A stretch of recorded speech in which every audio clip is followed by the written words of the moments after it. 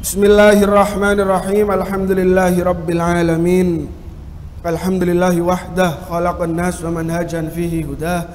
Asyhadu an la ilaha illallah wahdahu la syarika lah wa asyhadu anna sayyidana Muhammadan la nabiyya ba'da. Allahumma salli wa sallim wa barik wa karrim ala habibina wa syafi'ina wa qurrati ayunina Rasulillah Muhammad ibni Abdillah wa ala ali Rasulillah wa ala ashabi Rasulillah wa man tabi'ahum bi ihsanin ila yaumi liqa'illahi amma ba'du.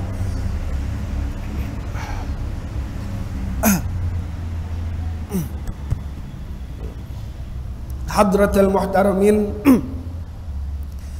al-ulama al-a'izza al-fudala al-kurama ingkang kula hormati sedaya para alim, para ulama, para kiai, para masyayikh, para habaib, para sesepuh, para pinisepuh, para takmir masjid, lan ingkang paling kula mulyakaken, yang paling saya muliakan semua bapak-bapak, ibu-ibu, hadirin hadirat kaum muslimin muslimat rahimakumullah. Alhamdulillahirabbil alamin. Hari ini Allah masih memberi kita nikmat, masih memberi kita kekuatan, masih memberi kita sehat, sehingga hari ini Allah masih mengizinkan kita berkumpul silaturahim, bermuajahah di tempat yang amat sangat dimuliakan Allah, yaitu Majlisul Ilmi. Alhamdulillahirabbil alamin. Sebelum kita mulai pengajian ini, monggo kita awali pengajian ini dengan bacaan suratul Fatihah. Fatihah yang pertama kita tujukan kepada junjungan kita Nabi besar Muhammad sallallahu alaihi wasallam wa ala alihi wa ashabihi wa azwajihi wa ahli baitihi wa dzurriyyatihi. Mugi-mugi hadirnya kita di tempat ini dan dengan barokah Fatihah ini, insya Allah kita semua nantinya ditakdirkan oleh Allah di bulan yang mulia ini, bulan Maulud ini, kita semua nantinya akan mendapatkan syafaat dari Rasulullah sallallahu alaihi wasallam ala hadhihi niyyah wa ala kulli niyatin salihah. Allahul qabul bijahi Rasul. Al-Fatihah. Bismillahirrahmanirrahim. Alhamdulillahirabbil alamin arrahmanir rahim maliki yaumiddin. Iyyaka nasta'in ihdinas siratal mustaqim. Siratal ladzina an'amta 'alaihim ghairil maghdubi 'alaihim waladdallin. Fatihah yang kedua kita tujukan kepada muallif hadhil kitab Imam Nawawi Al-Bantani wa jami'i ustadzina wa masyayikhina wa muallimina wa kullu man yu'allimuna al-ilm. Semoga hadirnya kita di tempat ini dengan barokah Fatihah ini, insya Allah kita semua nantinya ditakdirkan oleh Allah menjadi orang-orang yang memiliki ilmu yang manfaat, ilmu yang barokah fid dini wa dunya wal akhirah ala hadhihi niyyah wa ala kulli niyyatin salihah. Allahul qabul bijahi Rasul. Al-Fatihah. Bismillahirrahmanirrahim. Alhamdulillahirabbil alamin arrahmanir rahim wa ya nasta'in ihdinas siratal mustaqim siratal ladzina an'amta 'alaihim ghairil maghdubi 'alaihim waladdallin. Fatihah yang terakhir kita tujukan kepada semua kaum muslimin muslimat, mukminin mukminat al-ahya'i minhum wal amwat, khususan li jami'i abaina ummahatina jaddina jaddatina fi masyariqil ardi wa magharibiha fi barriha wa bahriha. Semoga hadirnya kita di tempat ini dan barokah Fatihah ini insya Allah dicatat oleh Allah jadi satu amal soleh yang insya Allah bisa dinikmati juga oleh semua kaum muslimin muslimat, mukminin mukminat al-ahya'i minhum wal amwat, terutama orang tua dan keluarga kita semua ala hadhihi niyyah wa ala kulli niyyatin salihah. Allahul qabul bijahi Rasul. Al-Fatihah. Billahi minasyaitonir rajim. Bismillahirrahmanirrahim. Alhamdulillahirabbil alamin arrahmanir rahim maliki yaumiddin. Iyyaka na'budu wa iyyaka nasta'in ihdinas siratal mustaqim siratal ladzina an'amta 'alaihim ghairil maghdubi 'alaihim waladdallin. Monggo kita sareng-sareng niat i'tikaf. Bismillahirrahmanirrahim. Nawaitul i'tikafa fi hadzal masjid sunnatan lillahi ta'ala. Kita lanjutaken ngaosipun. Kita melanjutkan ngaji. Sekarang ngaji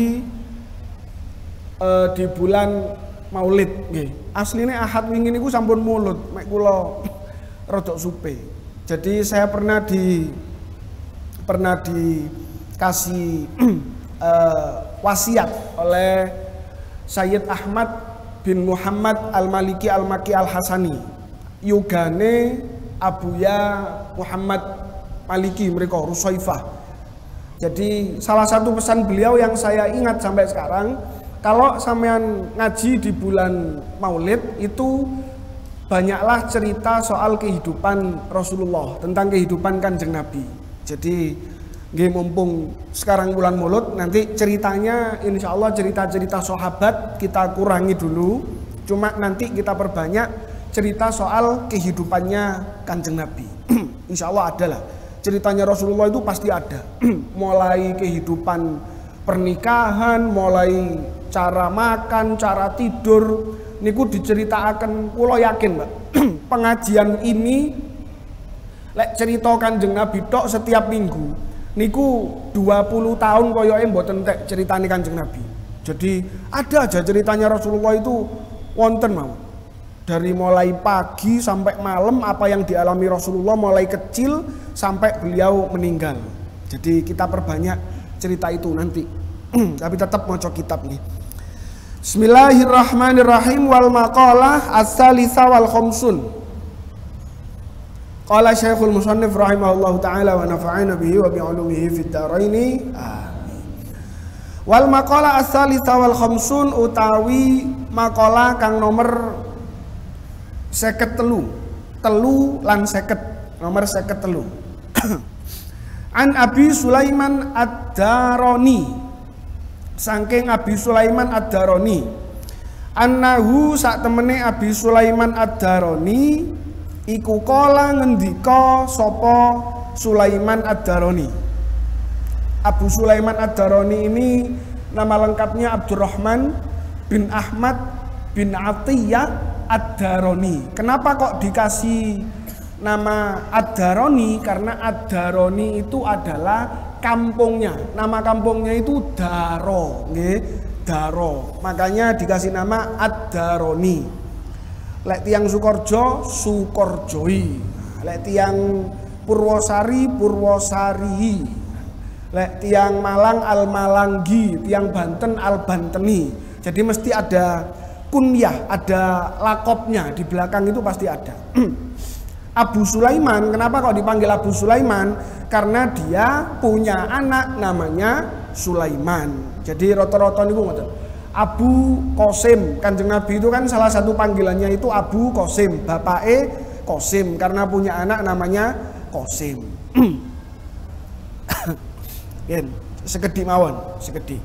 Ceritane niki didik mawon. Asline lek kula ceritani soal Abu Sulaiman Ad-Darani niki ada ceritanya. Aslu kulli khairin. Kala ngendika sapa Abu Sulaiman Ad-Darani, aslu kulli khairin utawi pokoke saben-saben kebagusan. Fit dunya ing dalam dunya wal akhirati lan akhirat. Inti dari semua kebaikan di dunia dan di akhirat iku al khaufu weddi minallahi sangking Allah subhanahu wa ta'ala. Takut kepada Allah subhanahu wa ta'ala. Fa innal khaufa mongko sak temene wedi minallahi sangking Allah iku muhawwilus sahifati bisa kok bisa malah cara Indonesia iku muhawwilus sahifati bisa ngalih buku catatan, ngerubah buku catatan. Yang awalnya orang itu baik karena kita takut kepada Allah bisa jadi menjadi lebih baik. Orang yang awalnya jelek karena kita takut kepada Allah maka orang itu bisa menjadi orang baik. Lek tiyang lek wedi kali Gusti Allah niku mesti dirubah. Keadaannya itu pasti dirubah. Faya ja'aluha mongko ndadekake apa khauf ha ing sinten nih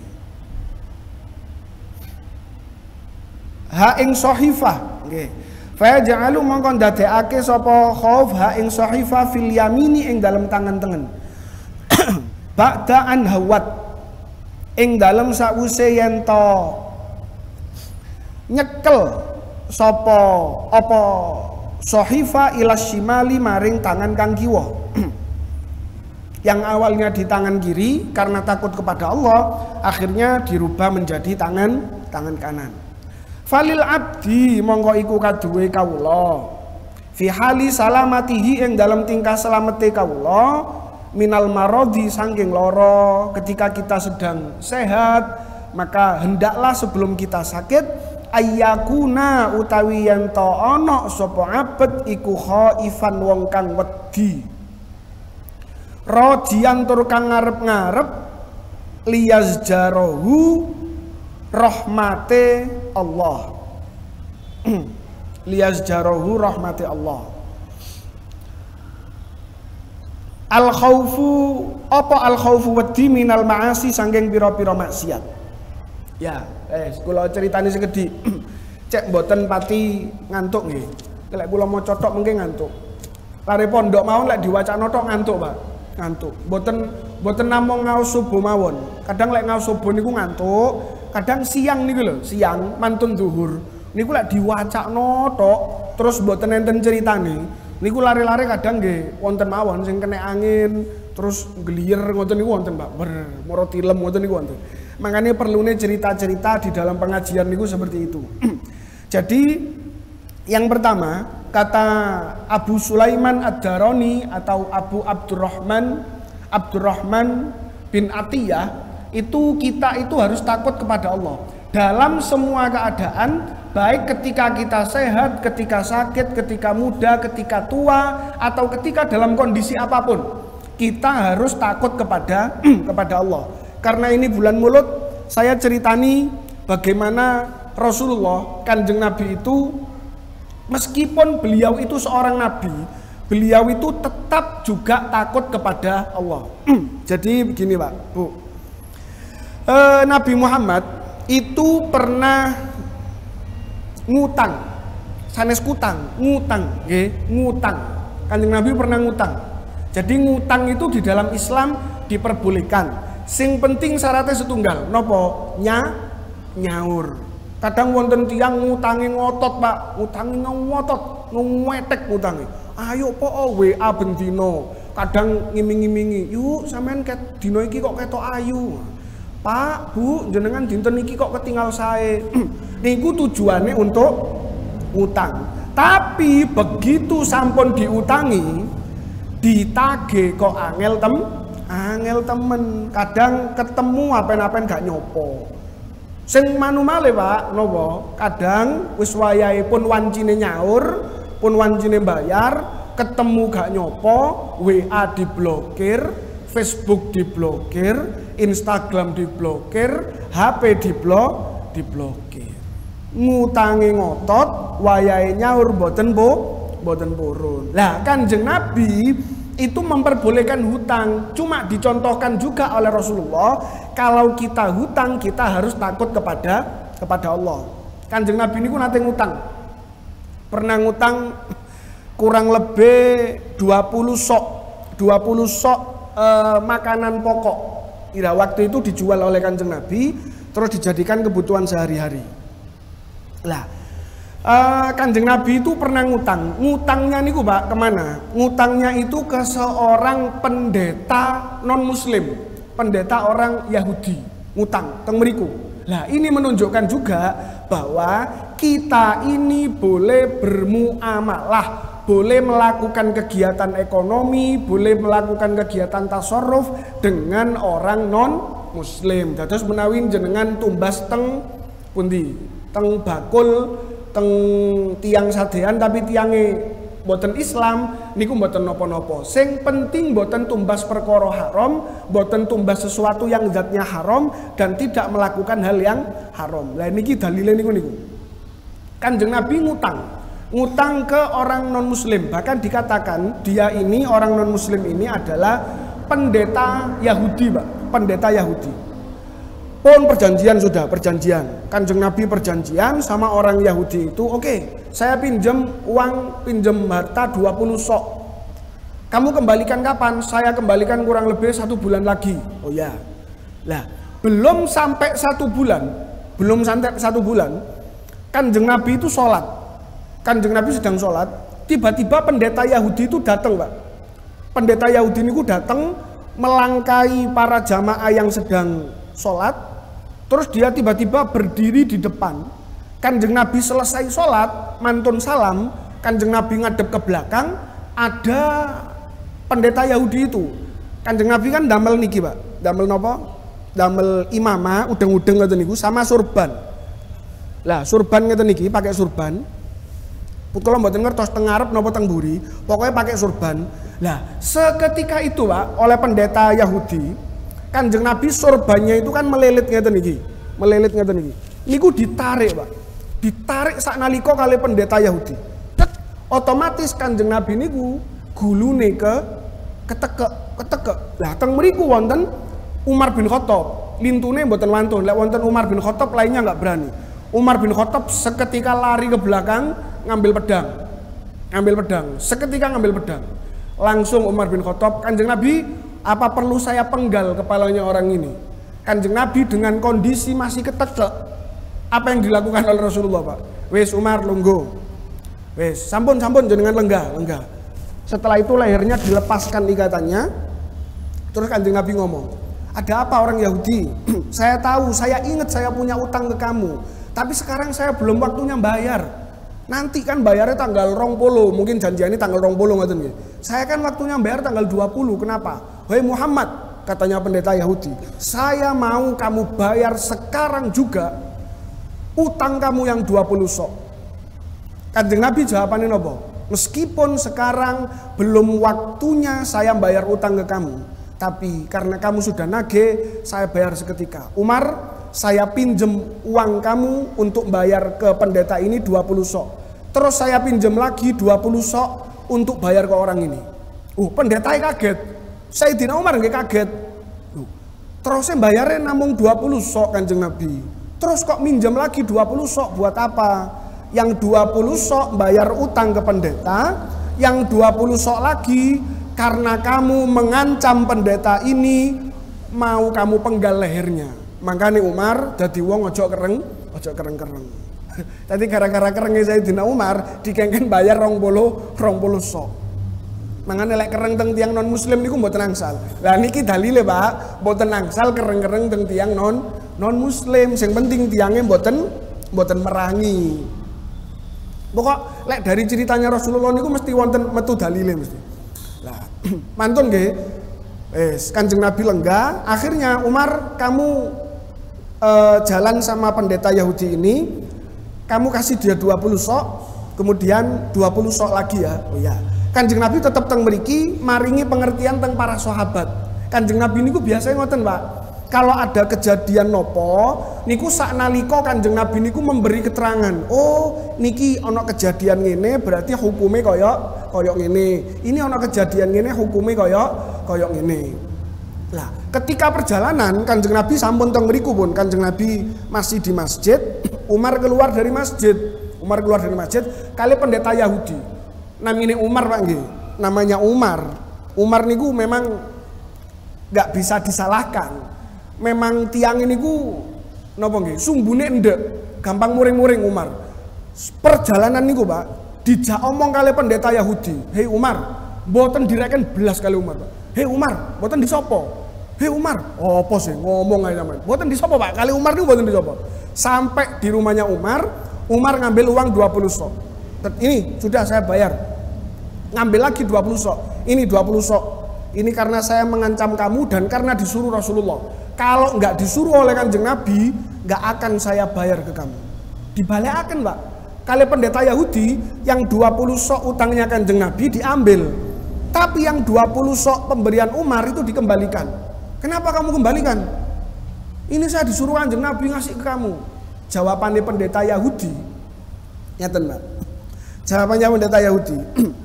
"Umar, saya ini mau cerita sama kamu. Saya itu tahu, Umar, di kitab Tauratnya orang Yahudi, itu saya tahu kalau Nabi Muhammad itu memang Nabi. Di kitab Taurat itu sudah ada semua tanda kenabiannya Nabi Muhammad.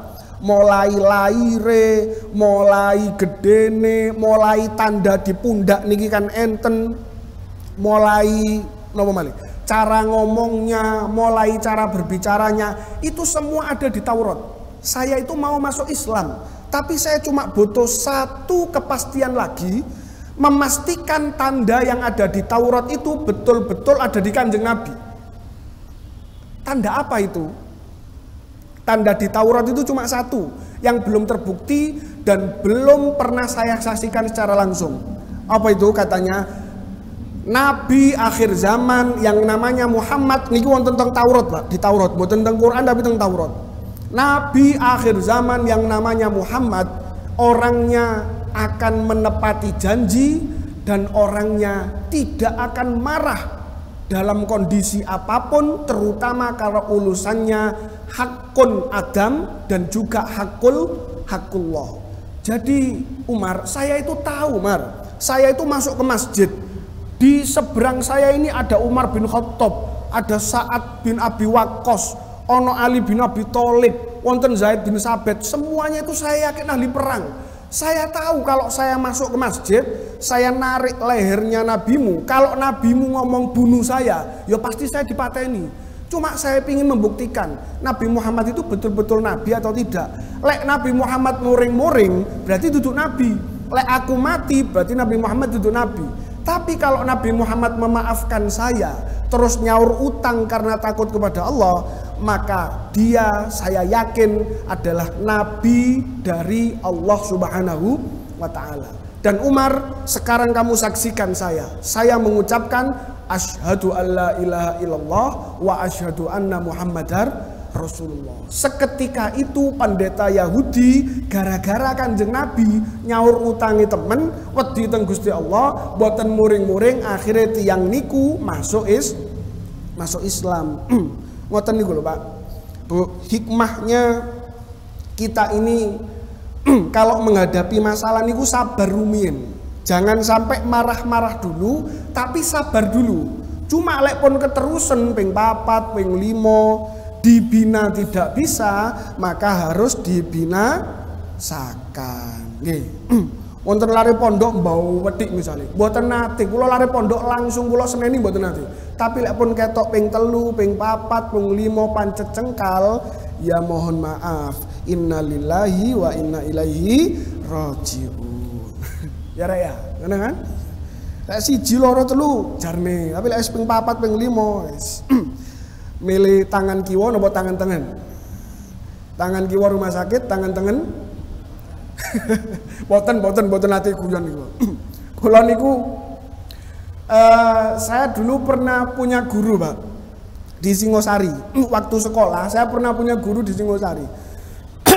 Guru sejarah.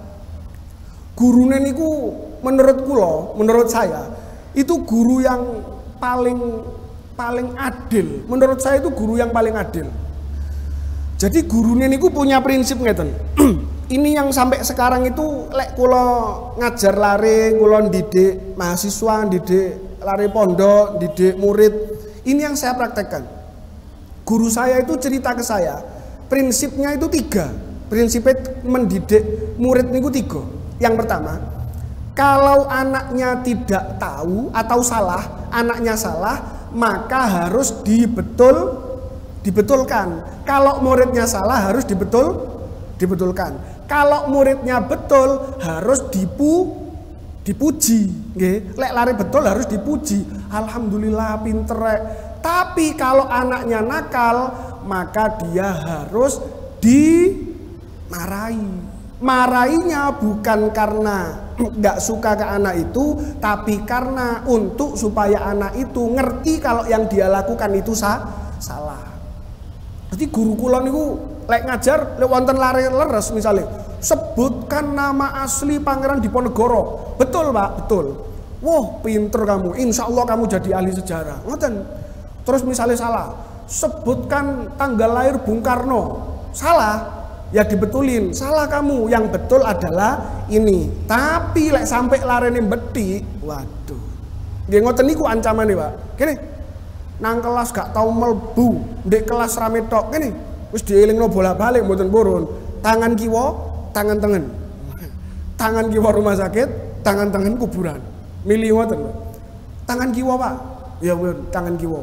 Tapi tak lih tangan kunang kiwa. Tadi tetep mawon milih tangan kiwa tapi tangan tengen dilih teng kiwa, akhirnya tetep tangan kiwa. Ya Allah. Sing kula eling-eling niku.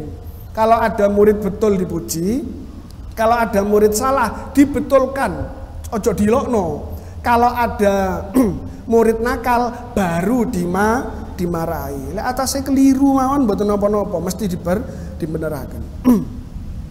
Won niku ceritane Kanjeng Nabi. Minal ma'asi saking pira-pira maksiat. Wa ba'atha lan ngutus hu ing abet apa ar-raja'u arep-arep ala iktisabil amali ing atase ngelakoni perbuatan. Ala iktisabil amali ing atase ngelakoni perbuatan as-sholihi kang bagus. Jadi itu kita harus melakukan perbuatan sebaik mungkin. Wa ibadatur raji utawi ibadahe wong kang arep-arep iku afdhalu luwih utama li ghalabati mahabbatillahi krana ngelindhihe demen ing Allah fihi ing dalem raji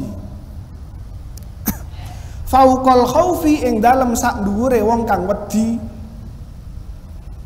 Wal maliku utawi raja iku yafriku mbedakake sapa malik bainaman ing dalem antarane ing dalem antarane wong yakhdumuhu kang ngladeni sapa manhu ing raja ittiqa'a iqabihi krana wedi siksane raja. Jadi kula mantunaken rumiyin waman lan wong yakhdumuhu kang ngladeni sapa manhu ing raja raja'a karomihi krana arep-arep lemane raja. Waman lan wong yakhdumuhu kang ngladeni sapa manhu ing raja lali syai'in ora krana suwiji-wiji. Jadi ngeten niki kalimatnya memang rada angel tapi kedah dijelasaken. Ibadahnya orang yang napa nggih arep-arep, orang-orang yang rojak itu lebih utama daripada orang yang cinta, dan cinta lebih tinggi daripada orang yang takut. Kula paringi contoh ngeten. Raja itu bisa membedakan mana pembantu yang betul-betul kerjanya itu karena takut, mana yang karena ingin sesuatu, dan mana yang betul-betul karena cinta. Ada orang yang tidak mengharapkan sesuatu sama sekali. Ada orang yang kerjanya itu karena takut disiksa. Ada orang yang kerjanya karena ingin dapat gaji. Jadi niki yang sering mungkin saya sampaikan itu sering, dan mungkin ustadz-ustadz lain sering menyampaikan bahwa kalau kita itu ibadah, orang tingkatan ibadah ini kan wonten telu, Pak. Orang yang ibadah karena takut surga dan neraka, orang yang ibadah karena mengharapkan pahala, mengharapkan surga, kemudian orang yang ibadah betul-betul hanya karena Allah Subhanahu wa taala. Kula paringi contoh ngeten. Niki kula diparingi contoh saking guru kula. Jadi misalnya ngeten. Wonten pegawai Sampurna misalnya, pegawai Sampurna. Beliau itu kerja di Sampurna dari pagi sore sampai malam. Kerjanya betul-betul kepingin digaji tok, kepingin angsal bayaran. Wonten sing kerja mbot saking wedine mboten pingin dipecat saking kerjane. Tapi ada satu orang yang bekerjanya itu ikhlas, mboten arep-arep duit, mboten arep-arep gaji. Kepingine itu mek ngeladeni tuane sampai kenal kali juragane Sampurna. Juragan Sampurna niku tahu, Pak, teng tiang niku ngerti apal. Kira-kira, Pak, kira-kira. Kalau juragan Sampurna kenal kali pegawai yang betul-betul ikhlas mengabdi, ngerti lek tiang niki ancene mboten arep nopo-nopo, ancene kenal kali juragan Sampurna, kira-kira yang akan diberikan oleh juragan Sampurna ke anak buahnya yang ikhlas ini apa? Bukan cuma gaji, bahkan mungkin sa-anak-anake dikekno nang anake niku, teng pegawai niku. Omah-omahe diparingaken, sedaya diparingaken. Itulah pentingnya kita itu ibadah betul-betul ikhlas lillahi ta'ala. Dados Kanjeng Nabi Muhammad niki cerita Kanjeng Nabi malih. Kanjeng Nabi itu pernah ngeten. Kanjeng Nabi itu melakukan sesuatu itu betul-betul hanya karena Allah Subhanahu wa taala. Kanjeng Nabi tidak mau melakukan sesuatu karena Kanjeng Nabi tidak suka ke orang itu atau Kanjeng Nabi benci ke orang itu. Kula ceritani malih. Ketika Rasulullah itu pernah punya seorang jamaah. Niki sampun teng Madinah, insyaallah sampun teng Madinah. Kanjeng Nabi itu punya jamaah, Pak. Ada jamaah. Jamaah ini ku dari golongan yang jamaahnya itu terbiasa minum minuman keras. Terus wonten jamaah Kanjeng Nabi niku biasanya mabuk, biasanya mendem. Lah, akhirnya jamaah ini datang kepada Kanjeng Nabi. Ya Rasulullah, saya kepingin masuk Islam. Oh ya wis, ayo dibimbing syahadat asyhadu alla ilaha illallah wa asyhadu anna muhammadar Rasulullah. Seketika orang itu masuk Islam. Lah, cuma masalahnya ngeten. Orang ini itu belum tahu hukum. Ngerti nih tiang niki bahwa kalau orang ini sudah masuk Islam, nggih sampun, beliau itu nggak tahu kalau minum minuman keras haram. Beliau nggak tahu kalau mencuri itu haram. Orang itu nggak tahu kalau harus sholat. Orang itu nggak tahu kalau harus begini, kalau ada aturannya begini. Orang itu nggak tahu, Pak, nggak ngerti. Jadi wong niku Islam, tapi tetap ngombe, tetap napa malih nyolong, mantun ngoten tetap ngelakoni perkara sing boten bener. Akhirnya suatu saat orang niki dapat seminggu masuk Islam, saking senenge tiang niki niku melebet Islam. Akhirnya tiang niki niku mados minuman keras, Pak. Mados napa? Mados khomer. Mados khomer teng daerah Madinah mboten enten. Nyari keluar Madinah sedikit nggak ada. Akhirnya nyari agak jauh keluar Madinah, nemu, Pak. Nemu khomer, nemu minuman keras. Dibawa akhirnya khomer niki. Dibawa. Ketika Kanjeng Nabi pengajian, ngeten niki nggih ngaji, tiba-tiba orang itu datang, Pak. Datang masuk dari belakang. Assalamualaikum. Waalaikumsalam dijawab. Teng tangane beto botol. Teng tangane beto botol, Pak. Beto botol masuk. Nabi Muhammad, saya rindu kepada panjenengan Nabi Muhammad. Ayo Kanjeng Nabi, sekarang saya sudah jadi orang Islam. Ayo, ini Kanjeng Nabi, hadiah dari saya untukmu. Misalnya tiangnya teng mriki nggih. Botol niku ditaruh di depannya Rasulullah, Pak. Blek. Wah, sahabat. Loh, wong iki opo sih, Rek? Kok nggawa botol ditaruh di depan Kanjeng Nabi. Niku biasa lah, sing muring-muring kan mesti Umar, ngoten niku kan nggih, mesti muring-muring, Umar niku mesti muring-muring. Mesti wis. Kanjeng Nabi, diapakan orang ini Kanjeng Nabi? Umar niku lek kengen ngoten-ngoten niku seneng, Pak. Dikengen ngetok-ngetok ngono niku seneng Umar. Algojo lah, pokok gampangannya algojo lah Umar. Akhirnya Kanjeng Nabi sudah Umar, sudah. Yang lain harap tenang. Niku disakseni tiang kata, Pak. Disakseni tiang kata. Nah, sebelum Kanjeng Nabi ngomong, Kanjeng Nabi ngunjuk rumiyin ngoten. Alhamdulillah. Ngelak kula. Terus waktu niku Kanjeng Nabi langsung duduk. Udah, kamu duduk sini. Duduk sini. Kamu sudah masuk Islam? Sudah Kanjeng Nabi. Saya masuk Islam kan jenengan kurang lebih seminggu yang lalu. Kanjeng Nabi rada supe. Karena waktu itu masa ketika banyak sekali orang yang masuk Islam. Oh iya, saya ingat kamu masuk Islam seminggu yang lalu ya. Oh iya. Terus apa yang kamu lakukan ketika kamu Islam? Ya sudah, Rasulullah, saya sudah nggak menyembah berhala. Oh iya. Terus sholat, boten. Panten-panten. Kelakuanmu tetap. Nggih Kanjeng Nabi, kula nggih tetep nggih nyolong, nggih mabuk, nggih tetep ngelakoni. Sekarang Rasulullah, karena saya itu senang sekali jadi orang Islam. Ayo, ini tradisi dari suku saya. Mari Kanjeng Nabi, kita minum bersama-sama. Minuman teng mriki, Pak. Mriki. Waduh, sahabat niku tambah muring-muring. Kamu ini ya opo jadi celok kali Kanjeng Nabi. Kali Kanjeng Nabi dipanggil sini. Kamu nggak tahu kalau minum-minuman keras haram. Nggak tahu. Wes. Sekarang karena kamu nggak tahu apa-apa, selama ini yang kamu lakukan diampuni oleh Allah karena kamu nggak tahu. Tapi sekarang kamu duduk di situ, ilmu pertama yang saya berikan kepada kamu adalah di dalam Islam minum minuman keras itu adalah haram. Wong niku langsung astagfirullahalazim Kanjeng Nabi kula mboten ngertos. Lah terus niki napa Kanjeng Nabi? Napa kula sadhe malih Kanjeng Nabi? Ya aja dibuak ae kok kate ditol. Langsung orang itu duduk di situ ikut pengajiannya Kanjeng Nabi. Lah ngoten niku perlu Pak. Kita itu melakukan sesuatu betul-betul nggak ada tendensi apapun. Misalnya Pak, misalkan kita ini nemu tiang koyok ngoten. Ngeten pun gampangane ngeten. Niki sing sering kejadian teng Indonesia nggih. Sing sering kejadian teng Indonesia. Wonten maling, Pak, wonten maling. Ada maling. Terus malingnya misalnya maling kotak amal masjid niku nggih sing gede niku nggih. Maling kotak amal jenengan wonten malingnya niku beto. Terus pun kecekel polisi. Terus ada orang datang. Maling. Niku sing nempilingi tiang pinten, Pak. Maling ceprok.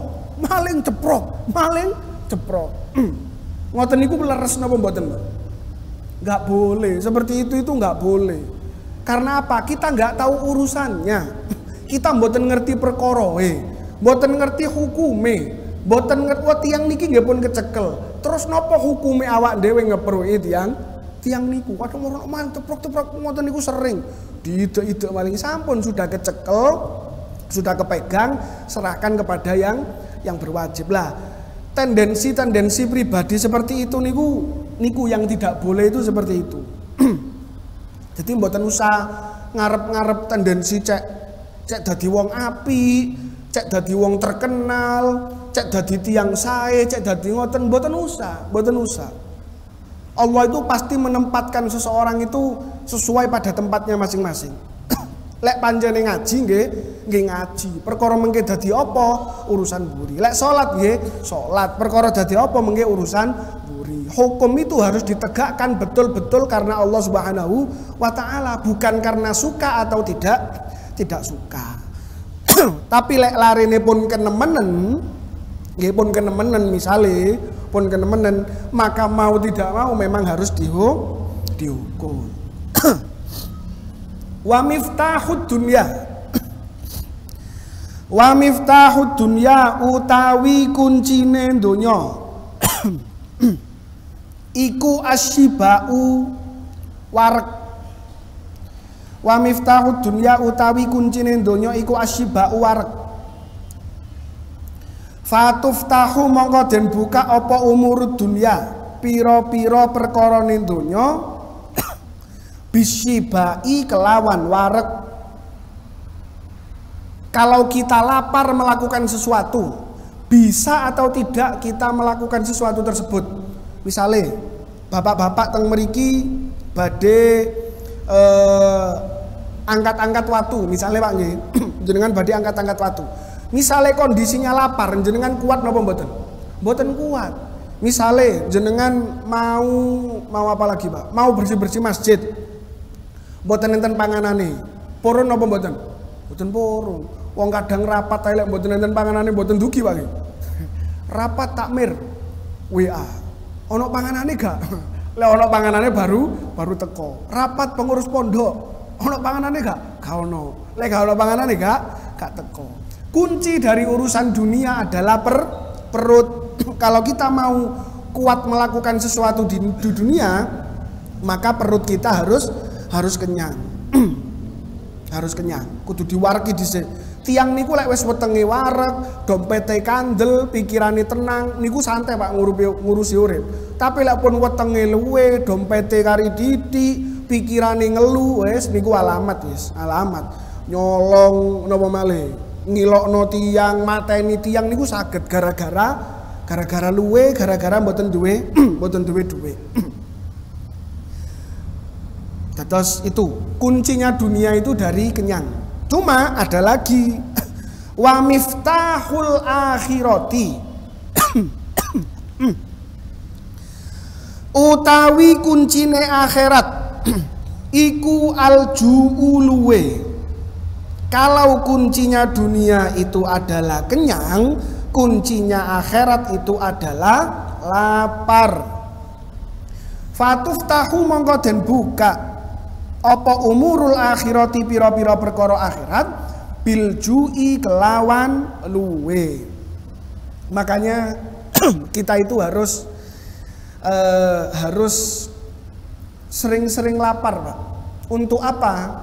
Untuk melatih diri kita supaya kita ini gampang ingat kepada Allah. Supaya kita ini gampang ingat kepada Allah. Kanjeng Nabi niku saking laparnya Rasulullah niku, Pak. Sampai Kanjeng Nabi niku pernah perut itu nggih, weteng. Weteng niku diganjel batu 3 besar-besar untuk mengganjal perutnya Rasulullah supaya Rasulullah itu tidak sambatan soal laparnya. Ketika perang Khandaq niku kan menawi kula nate cerita teng mriki nggih. Ketika perang Khandaq itu kan ngeten. Kota Madinah itu kan semuanya dibikin parit, Pak. Parit niku koyok jeglongan tapi jumberu ngoten niku, Pak, jumberu. Supaya apa? Supaya orang-orang dari luar yang mau menyerang kota Madinah itu tidak bisa masuk ke kota Madinah. Cuma kan niki wonten resiko nih. Kalau yang dari luar tidak bisa masuk, berarti yang dari dalam tidak bisa keluar. Kalau yang dari dalam tidak bisa keluar, otomatis makanan di kota Madinah menjadi habis, ya kan? Cara logisnya kan ngoten. Panganan teng kota Madinah entek, sementara teng jaba wonten tiang kafir. Lah niku Kanjeng Nabi niku sampai ganjel perutnya sama batu, Pak. Lah, cuma ada salah satu sahabat niku sing saaken ningali Kanjeng Nabi keluwen niku saaken. Akhirnya Kanjeng Nabi dipanggil. Cuma Kanjeng Nabi saja yang dipanggil. Kanjeng Nabi, monggo teng griya kula wonten daharan. Kula wonten panganan Kanjeng Nabi. Oh nggih pun, nggih. Datang Kanjeng Nabi ke rumahnya orang itu. Ada makanan kurang lebih 1 mangkok, Pak. 1 mangkok nggih napa nggih? Napa lek teng mriki mie ayam wonten paling nggih mie ayam. Mie ayam atau napa? Bakso lah, bakso. Pokoknya berkuah, waktu niku berkuah. Kanjeng Nabi dipanggil, Kanjeng Nabi monggo dahar, jenengan sampun keluwen kadose. Oh nggih, cuma aku iki lek mangan dhewe gak iso. Aku iki melok jejake mbahku. Sinten bae jenengan? Nabi Ibrahim. Nabi Ibrahim niku lek mangan mesti ngejak tiang. Oh nggih wis aku nyeluk koncoku siji nggih. Dipanggil lah oleh Kanjeng Nabi satu sahabat. Sini kamu sini, panggil. Ayo makan bareng ayo.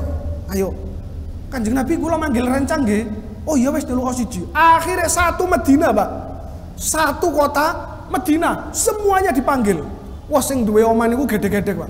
Waduh, jarine Kanjeng Nabi tok. Satu kota Madinah semuanya datang ke situ. Tiangi bingung, Kanjeng Nabi yo napa niki Kanjeng Nabi? Panganan namung 1 mangkok, 1 baskom kecil. Itu pun dagingnya mboten kathah Kanjeng Nabi. Wis ngeten mawon, gampang. Patenono lambune. Pateni lambune, semuanya keluar. Hanya saya yang di ruangan ini sama 1 orang. Panggil satu-satu. 1 orang dipanggil, bawa piring setunggal-setunggal, Pak. Masuk, suntek, medal. Wonten di sini, mangan. 1 orang lagi masuk, ambil, suntek, keluar. Ada isinya. Sampai orang 1 kota Madinah itu makanan dari 1 mangkok itu semuanya bisa makan, Pak. Niku salah satu mukjizat Kanjeng Nabi. Sing garai sakti napa, Pak? Lampune dipateni, nggih. Lampune dipateni. Mangkane bapak-bapak niki biasane lek bengi-bengi, lek lampune mboten dipateni malah mboten sakti. Lampune pancen kudu dipateni. Sing cilik-cilik karo. Repot. Niki lek bapak-bapak tok kula wantun ngomong rada anu, lari cilik-cilik niki kadang mboten paham niku kadang, Pak. Kanjeng Nabi niku mukjizatnya itu banyak, Pak. Mukjizatnya Kanjeng Nabi itu banyak. Cuma kadang yang diceritakan itu sedikit. Kita tahunya paling Kanjeng Nabi mukjizatnya Quran. Terus Kanjeng Nabi mukjizatnya bisa mengeluarkan air. Banyak sekali mukjizatnya Rasulullah. Lek kula ceritakan kurang kali menit niki mboten nutut. Salah satu mukjizat Rasulullah yang paling napa niku, yang paling luar biasa dan dibuktikan sampai sekarang itu apa, Pak? Bulan. Dulu Rasulullah itu pernah ditantang oleh orang kafir Quraisy. Wahai Muhammad, saya mau masuk Islam, tapi syaratnya satu. Apa? Belahlah bulan. Kalau kamu membelah bulan dan bulan itu terbelah, saya akan masuk Islam seketika. Seketika masuk Islam.